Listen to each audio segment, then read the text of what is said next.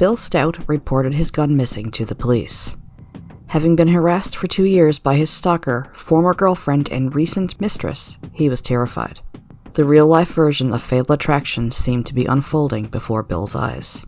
The endless barrage of hang-up calls and emails to him, to his wife, to his sons, to his friends, and even to his co-workers. As if that wasn't humiliating enough for everyone to know that he had had an affair, now the woman was not only harassing his family and friends, she was in Montana. She had to be. Who else would egg his truck? Who else would throw shit on his truck? Who else broke the flower pots on his front step, drove up his driveway late at night, and even tapped on his son's bedroom window?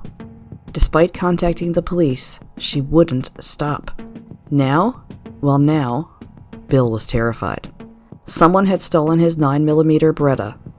He told police, but what could they really do? He didn't actually see her do it. Strangely, after his gun was stolen, things calmed down. The calm before the storm, maybe? Definitely. 10 days after Bill's gun was reported missing, Anne, his wife, found him dead in bed from a fatal gunshot wound to the head. The death of Bill Stout would set off one of the craziest and most bizarre stories ever told.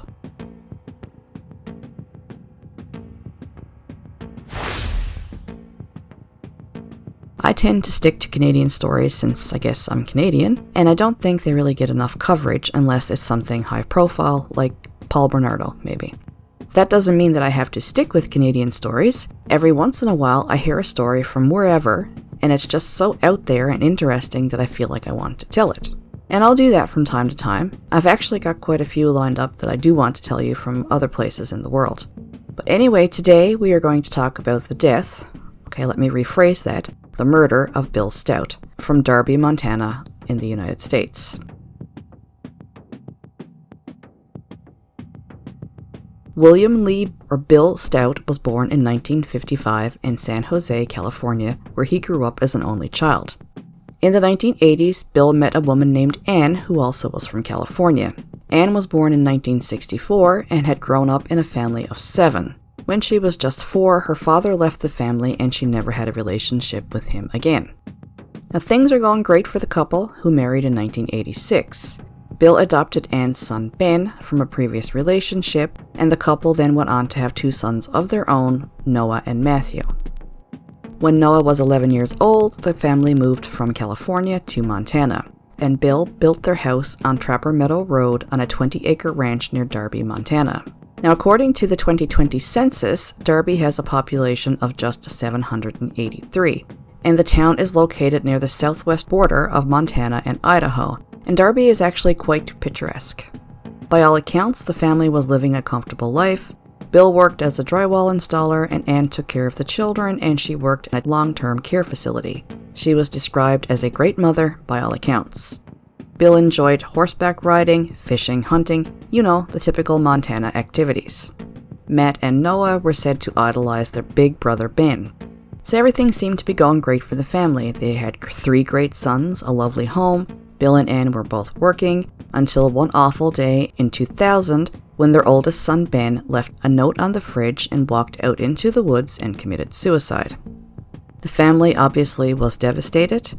And in this case, I found reports stating that for whatever reason, Bill blamed Anne for Ben's suicide. And that caused, as you can imagine, a major fracture in their relationship and a lot of fighting. Now, it's hard to know why Bill blamed Anne. Who knows why? Sometimes people have to vent their anger when they are facing immense grief, and it doesn't have to make sense. Even though Anne did believe that after a while they were all doing better. She said though they dealt with their tragedy differently, she felt they came out on the other side as a strong and happy family. In 2004, Bill Stout took out a $500,000 life insurance policy on himself. Anne was the sole beneficiary. The policy included a clause that would disallow payment should Bill Stout commit suicide in a 2-year period. So by all accounts, by the year 2005, things seemed to be back on track, when Bill suddenly got an invite to a wedding of an old friend in Arkansas. Anyway, Bill went to the wedding by himself because Anne did not want to go. So the night before the wedding, Bill heads to the bar at the hotel, and this is the hotel now where the wedding is being held and most of the guests are staying. He meets up with an old girlfriend named Barbara Miller. Now, they hadn't seen each other for over 30 years, and as they talked, one thing led to another and they ended up spending the night together. They actually attended the wedding together the next day, and people commented that they looked like an old married couple. Now, since the bride was Barbara's sister, Bill must have known that he was going to run into Barbara at this wedding. Anyway, when the weekend was over, the two decided that they wanted to keep seeing each other. Bill told Barbara that he had separated from his wife Anne and was living separately. He said he wanted her to move to Montana so that they could be together. Boy, Bill was going down a slippery slope here. Considering he was indeed still with Anne, I honestly don't know how he thought he could pull this one off, but whatever. Maybe he was actually thinking of leaving Anne, I'm not really sure. In any case, lying about his marriage really wasn't the right thing to do. Bill returned home, and the affair with Barbara did continue for about a month. The two talked on the phone, they exchanged emails, and Bill even bought Barbara a plane ticket to visit Montana for the Memorial Day weekend, where he planned on taking her to a resort just outside of the Darby and Missoula area. Now, Anne is unaware of what's happening until Friday, April 29th, 2005, when she received a phone call from an anonymous caller, a woman telling her that she was just at a wedding recently in Arkansas and that she had seen Anne's husband screwing around with an old girlfriend. Needless to say, Anne is pissed. So she confronts Bill, who admits to the affair and agrees to stop talking to Barbara. Now, Barbara doesn't know anything about this call to Anne. As far as she's concerned, everything is going just fine. But about a month into the affair, around the same time that Anne found out about the affair, Bill sent Barbara an email saying that it was over and that he couldn't do this. He explained that Anne knew of the affair and that they could never see each other again. So now Barbara is pissed too. All those promises. As a result, Barbara sent Bill an email saying to call her so they could discuss it or whatever, but Bill never did contact her. So Barbara decides, I'm going to Montana, and I'm going to tell Bill that I'm going to Montana whether he wants me to or not. So in an email, she tells Bill that she will camp out at his door until he has the balls to talk to her face to face. Bill never contacts Barbara again. There's no contact from either Bill or Barbara, and for a period in the summer of 2005, things are normal again. Boy oh boy, is that about to change. Anne says she forgives Bill, and as I said, things are going well until June 1st, when Bill gets a strange email on his computer at home, saying, quote, I love you, we're going to be together, we're going to meet face to face. And the email address that it was sent from was Freak of Arc. Bill doesn't respond and deletes the email. He's probably thinking here that if I don't respond, it'll just go away. However, it doesn't. Not long after, Bill finds Anne reading a letter addressed to them both in the kitchen. The letter is from Barbara, and Anne is so angry. But Bill insists that he hasn't contacted Barbara, and he's basically saying, I can't help it if she reaches out. Anyway, Bill and Anne decide to work through this together. Then Anne, Bill, their sons, and a bunch of their friends, even his co-workers, start receiving emails and letters from Barbara Miller and sometimes her daughter. And the letters are postmarked from Arkansas. Now Anne is getting really pissed and embarrassed because even their sons are receiving letters. Everybody knows about Bill's affair now. Even their co-workers know. Now this is very embarrassing in a small town. Anywhere really, but especially in a small town. I can only imagine the gossip. I can hear it now. In the letters, Barbara is saying that it's an ongoing affair, but really, the truth is, Bill hasn't contacted her at all. He says that Barbara is crazy, like Fatal Attraction. Then the letters began claiming that Barbara was pregnant with Bill's child. Barbara says that she is coming to Montana to replace Anne in the family, and at the same time, Anne is also receiving letters from Barbara telling her that we're going to be a new family and that she needed to go away. Another wave of letters go out to all of their friends and family, inviting them all to a barbecue in Montana to celebrate the new relationship between Bill and Barbara. This is when Bill decides that enough is enough and he goes to law enforcement to report harassment. And this is also when things start really kicking into high gear and other things start happening. Acts of vandalism start happening. For instance, his truck is egged and smeared with shit. On the porch of the house, someone broke the potted plants.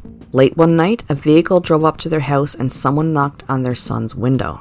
And for whatever reason here, Bill thinks this is one of Barbara Miller's relatives. Both Bill and Anne report receiving numerous hang-up calls at their house from payphones.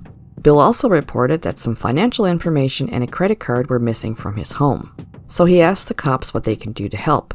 And meanwhile, Anne is out talking to people around town about what is going on, so Bill must have been so embarrassed. When the harassment doesn't stop, Anne emails Barbara's boss about the affair and threatens to have a restraining order put on Barbara. But the harassment continues for about 2 years. By May of 2007, Bill puts the ranch and the house on the market. But when he does this, Anne gets really upset. However, reportedly, things began to improve after that. By June 1st, 2007, Bill reported to police that his 9mm Beretta, its holster, and a bunch of ammo were stolen from his house. Bill is obviously scared. He blames Barbara, he thinks she's in town, he knows she's stalking him, and now she has his gun.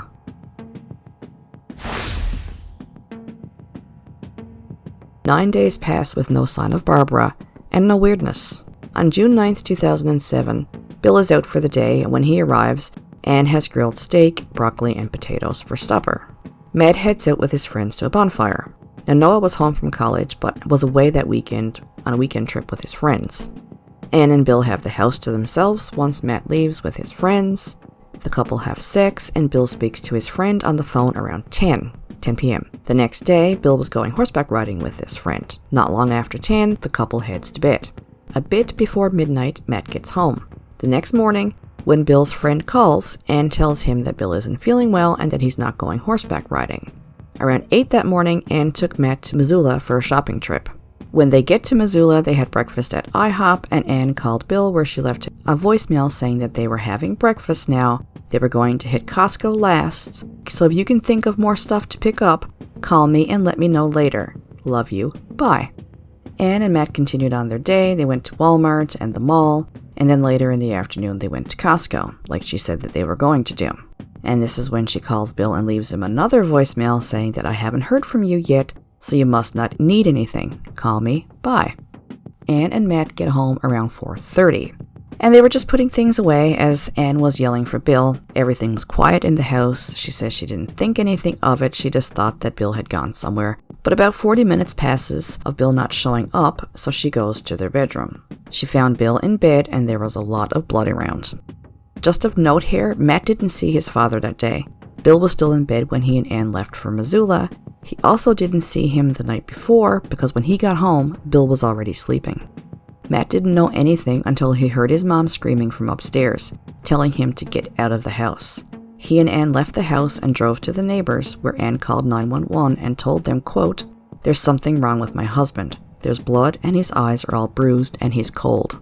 Anne drove across the meadow to a neighbor's house to make this call because she didn't know if someone else was in the house, and I guess she was afraid to stay there. The EMTs show up and confirm that Bill Stout was in fact dead. They found him dead from a gunshot wound to the back of the head, and a cartridge from a 9mm handgun was found under a pillow. So paramedics found Bill in his bedroom, and he was under the covers. Upon lifting the covers back, they saw that it was clearly a gunshot wound. The paramedics' first thoughts were that this could have been a suicide because of the way that he was lying in bed. So investigators arrived to examine the body. Initially, it appears to be a suicide, but things quickly unravel. At first glance at the scene, the coroner guessed the time of death had occurred about 8 to 10 hours earlier, probably after Anne and Matt left for Missoula. From there, things start to get, let's say, nefarious.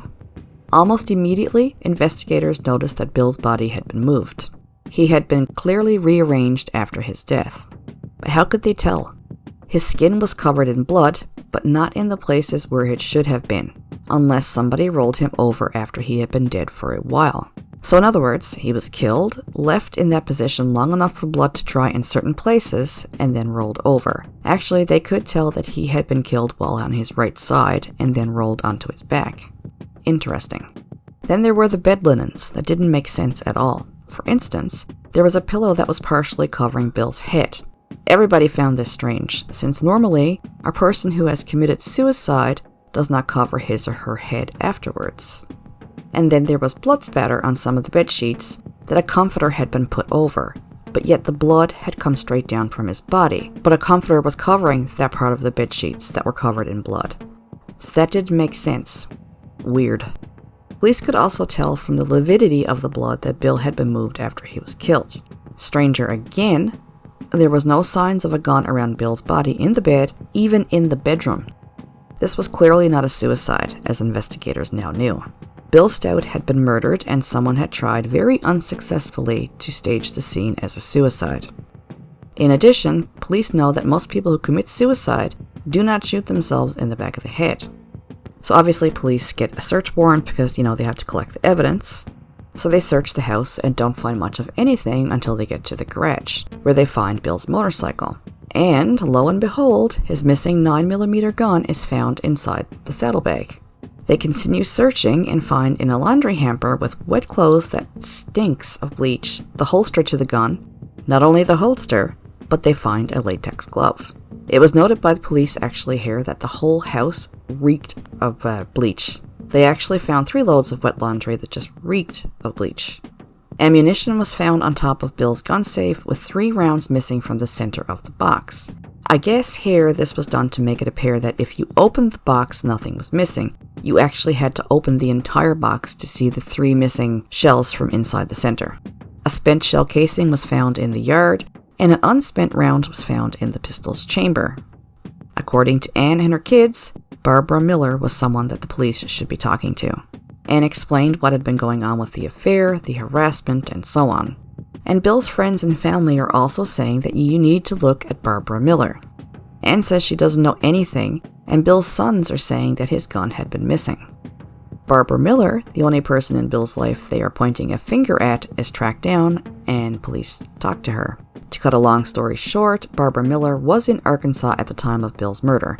Besides receipts, there was surveillance footage from her local Walmart showing her shopping.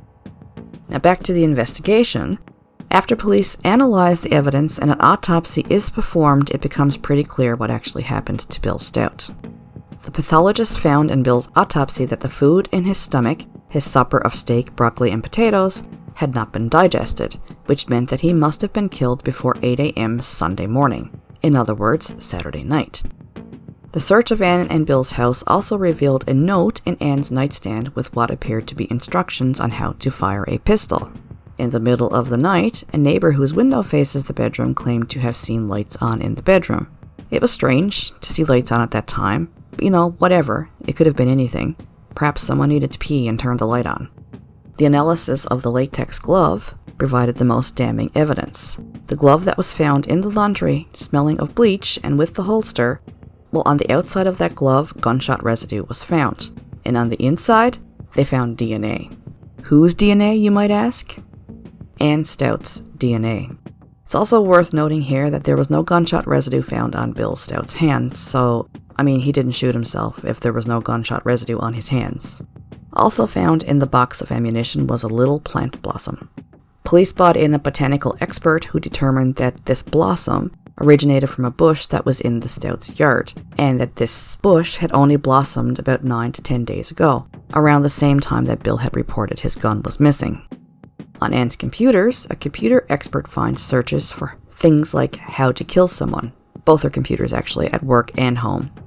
Searches like how to poison someone and get away with it, how to put someone to sleep, how to make a person go to sleep, what kind of poison can't be traced.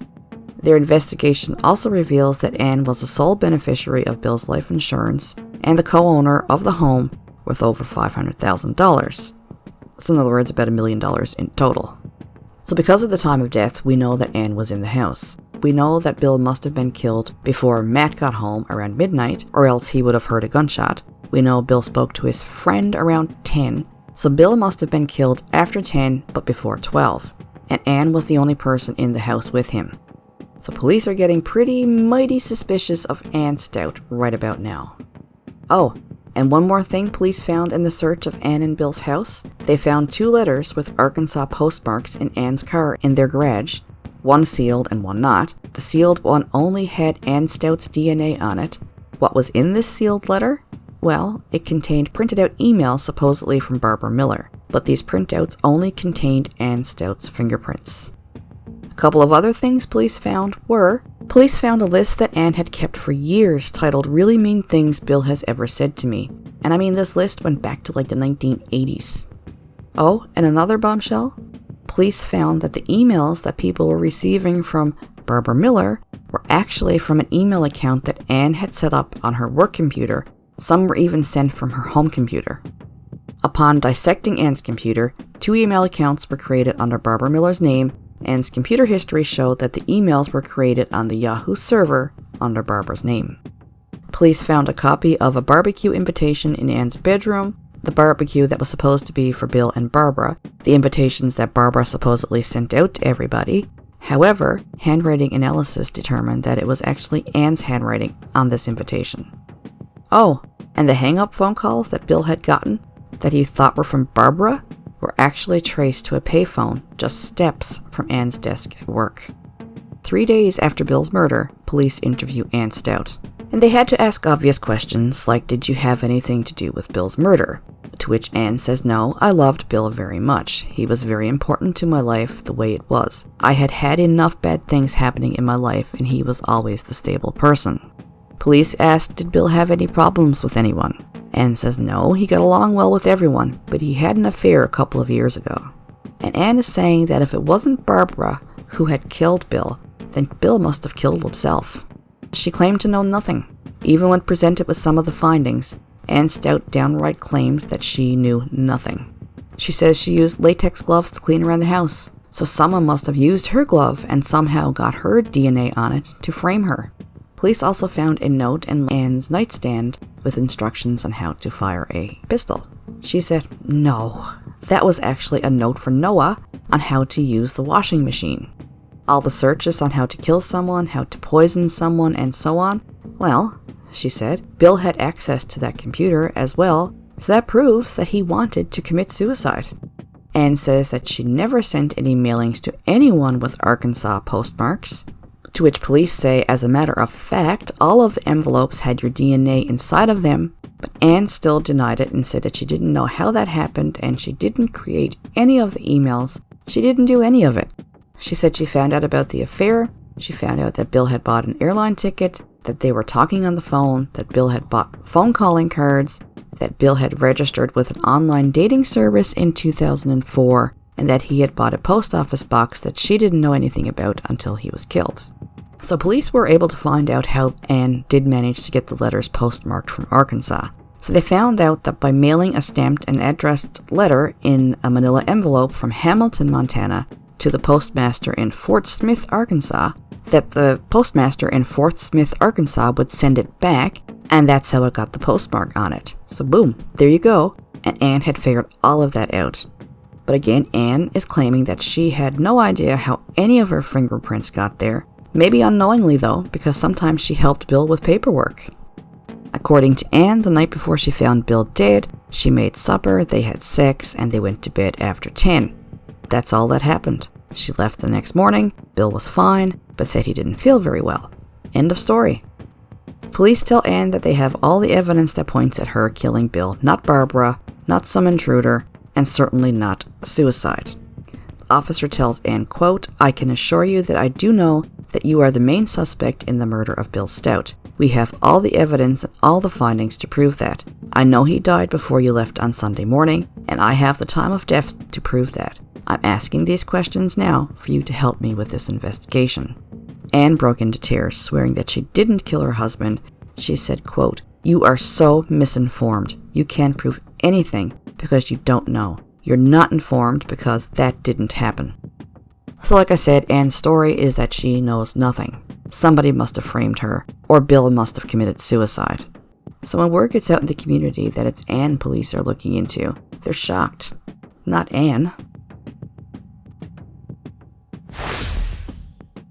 So let's do a little sidestep here for a minute and talk about Barbara Miller. So Barbara Miller doesn't have a sweet clue about any of this. She is completely in the dark about the emails, the harassment. She hasn't spoken to Bill since he ended things with her. But 2 days after Bill was murdered, police got a hold of Barbara Miller. Because she's the only person that everyone is pointing a finger at, her mind was racing. And then she realized, oh my god, they think I did it. And I mean, police certainly did suspect that, given what they had heard about her from Bill's friends, family, and co-workers. But what did Barbara know? Nothing, other than she was terrified of Anne Stout. Long story short, Barbara Miller provided a solid alibi for the time when Bill was murdered. She had been at her local Walmart getting groceries. She provided the receipts, and police sought and got video surveillance of her at the Walmart in Arkansas. so there was no way possible that Barbara was responsible for Bill's murder. So Barbara talked to Dateline, because Dateline did do an episode on this case called The Box, actually.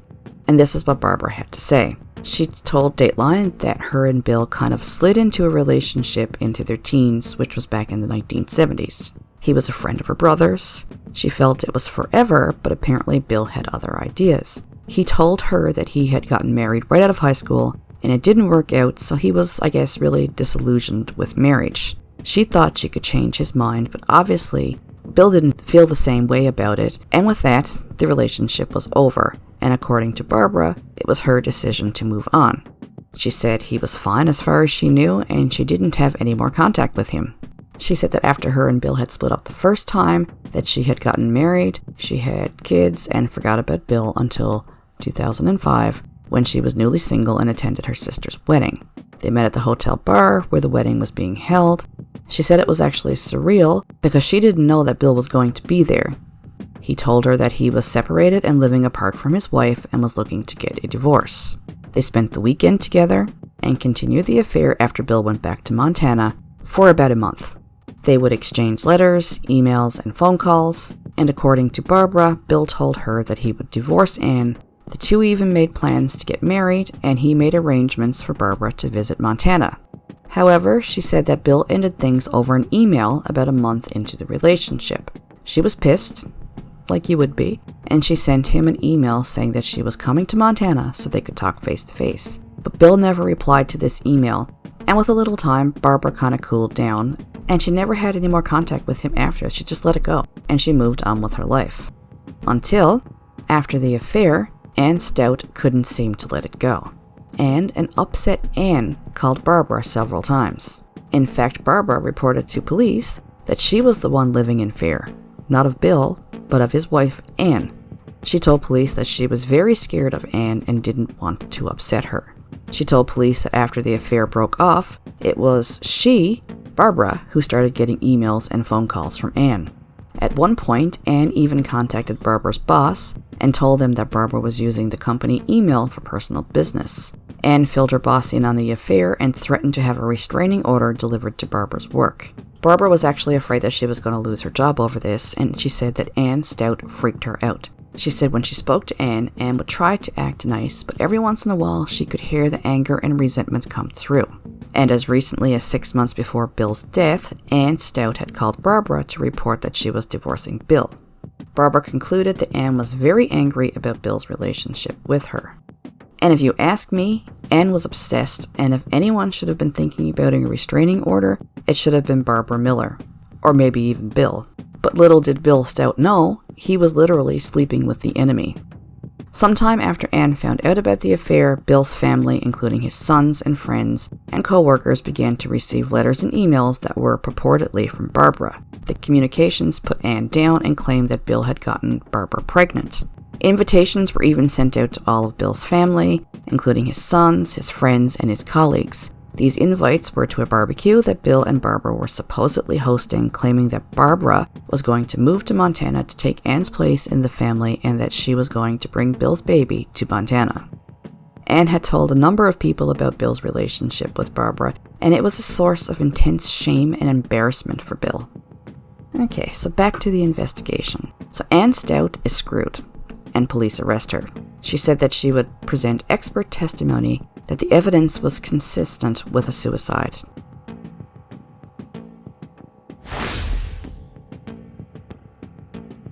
Ravalli County District Judge Jeffrey Langton presided over the trial for Anne Stout, who was being charged with deliberate homicide. The prosecution at trial said that Anne Stout deliberately and methodically delivered an illusion of stalking that never happened. Prosecuting attorney Jeff Mayer said that the case was a year's worth of work. Quote, "This was a classic CSI story, and there was an incredible amount of computer and technology work that went into it. This wasn't a case where a person was overcome in a moment of passion," said County Prosecutor Bill Fulbright. Quote, "This was something that was planned out. It was not an impulsive thing." So at trial, the overwhelming forensic evidence was laid out by the prosecution. And there was just so much. The gun residue on the latex glove, the DNA inside of the glove, you have the time of death, the fact that they could prove that Bill had been moved after he was murdered, the fact that the gun was moved, there was no way he committed suicide and moved the gun himself. They had the evidence of the flour that was in the ammunition box that came from a bush that was in their very own garden. Prosecution actually had a theory here, because they had found the spent shell casing in the yard underneath that very bush. So they theorized that Anne had shot the gun off as a practice run because she had no experience in shooting. Couple that with the note in her nightstand on how to fire a gun, well. So Jimmy Wegg, chief computer forensic agent at the state's computer crime unit, testified about the computer evidence. He detailed the evidence found on Anne's work computer. He found evidence of 2 email addresses purportedly to be Barbara Miller on Anne's work computer. He found emails sent to Bill and the couple's friends and the couple's children. One message titled, "Old Friends and Lovers Never Go Away," which detailed the relationship between Bill and Barbara and mentioned a pregnancy. That was sent from a created account in Barbara's name on Anne's computer.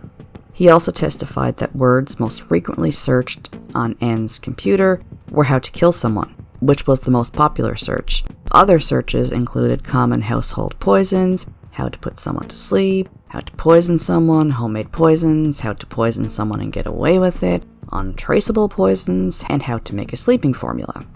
On the house computer, he found searches for words like divorce, planning a divorce, and Barbara Miller.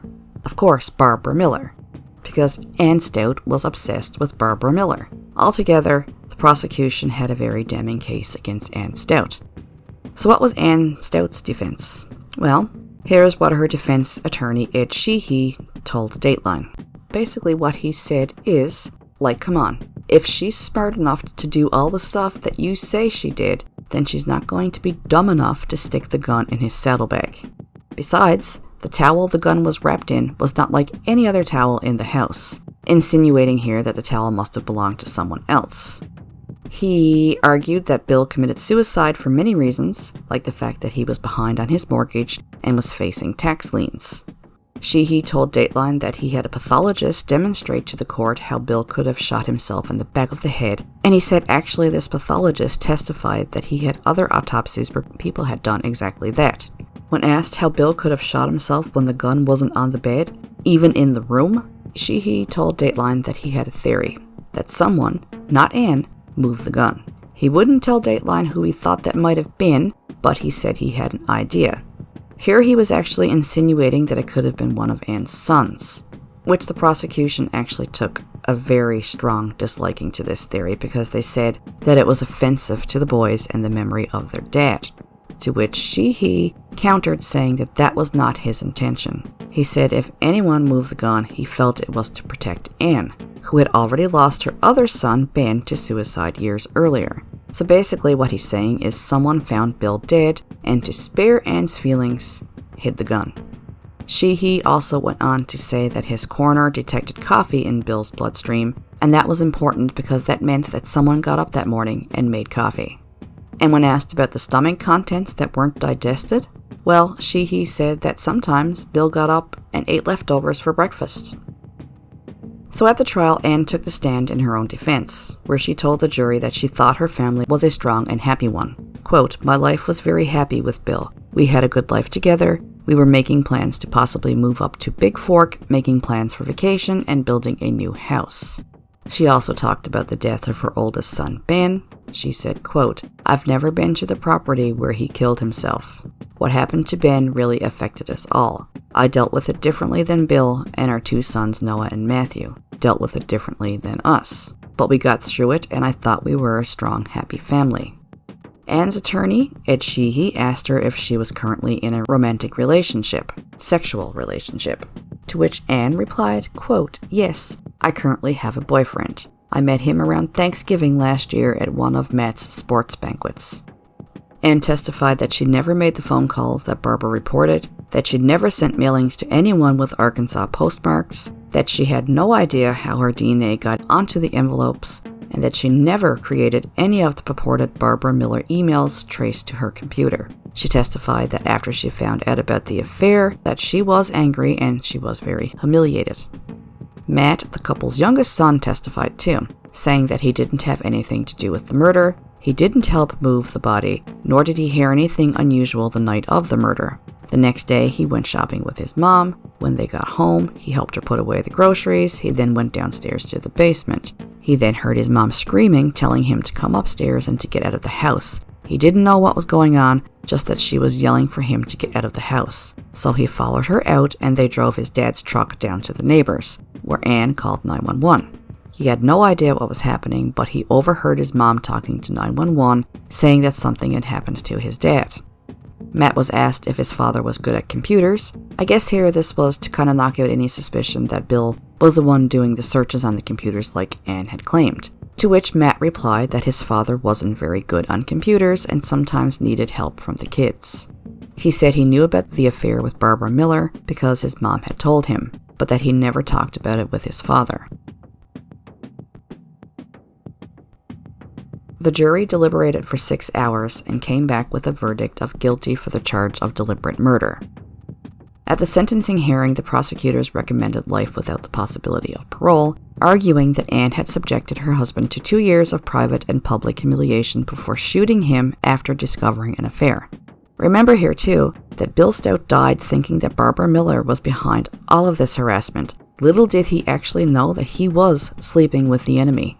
Some of Anne's family did testify. Her son Noah took the stand and asked if a second chance could be given to his mom. By that he meant the possibility of parole. He said that that's what his father would have wanted, and he didn't think that that was justice for his father to not be able to ever give his mother a second chance.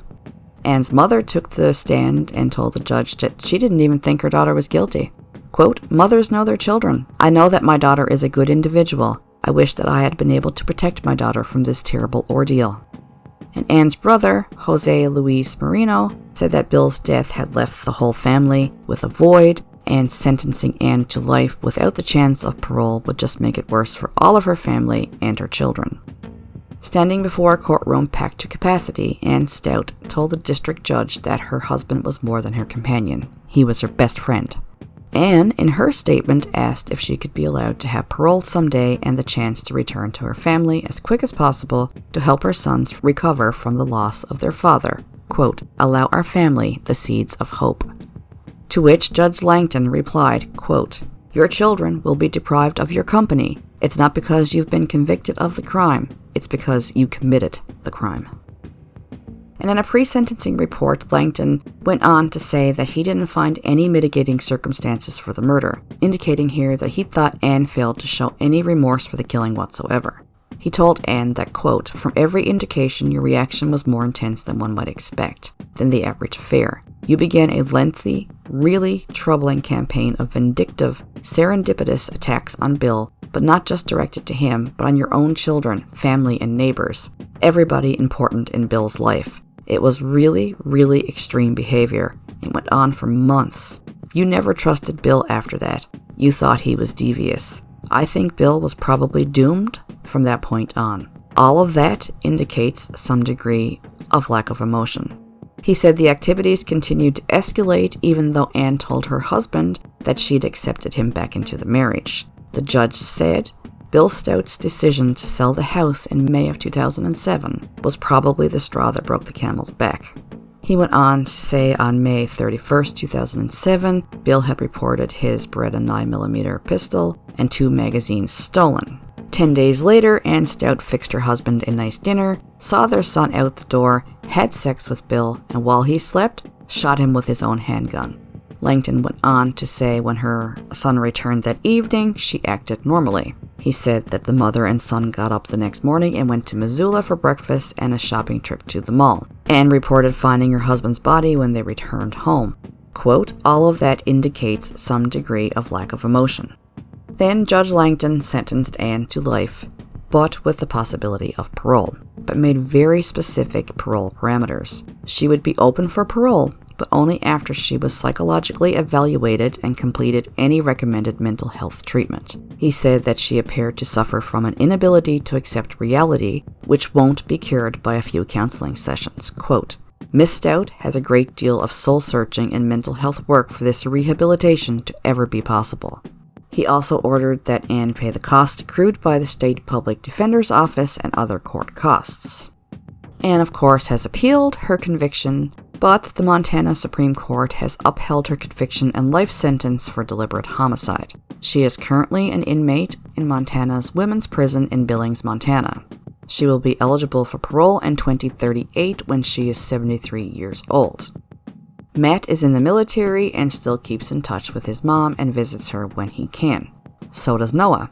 Actually, when Anne went to prison, Noah attended law school and is now his mother's attorney of record. Noah was asked in the Dateline episode if he thought his mom killed his dad, and he basically said that he takes her at her word that she didn't do it. How wild is that? I mean, you hear all the time that your mom is your mom and no matter what, she's your mom. I get that. But this is some serious denial. Anne must be some sweet talker to convince at least Noah, an educated lawyer, that all of that forensic evidence is just wrong.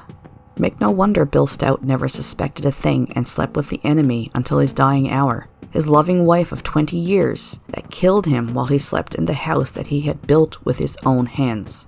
How crazy of a story is that? Hey everybody, I just wanted to pop on here to say thank you for all the support. I'm really trying to get a few things off the ground, so bear with me. I don't have the time that I would love to have to devote to this, so it's definitely for me a work in progress. So right now I have a very basic website set up. Just a free site with GoDaddy because I just wanted to kind of feel out the waters a little bit before I actually start paying for a website. Like I said, it's very basic, but I'm working on adding to it and would love and appreciate any tips that you may have. So if you would like to view the website, it is at www.unjustcrimes.godaddysite.com. Again, it's very basic, and I'm just kind of testing out the waters here. I'm thinking of adding some merchandise, maybe, I'm not really sure. Kind of going to see how it goes from here. I'm also working on getting the podcast uploaded onto other places like Spotify, for example. I originally started with YouTube because when I started a few years back, it really wasn't worth anybody in Canada's while to do a podcast with hosting in the States, unless you had some pretty good sponsors. And for me, with very limited time, I haven't been very lucky in that department. So YouTube felt like the right place to start. But I think I'm kind of ready now to start branching out a little bit, and I'll keep you posted on that. Like I've mentioned before, I do have a PayPal link on my YouTube page for anybody that would want to make a donation. Trust me, it's very much appreciated. It takes a lot of time to put these stories and videos together, and I really try very hard to put them together, always keeping the families of the victims and the victims in mind. I try to be as respectful as I can be because the last thing I want to do is to offend a family member who has already been through so much.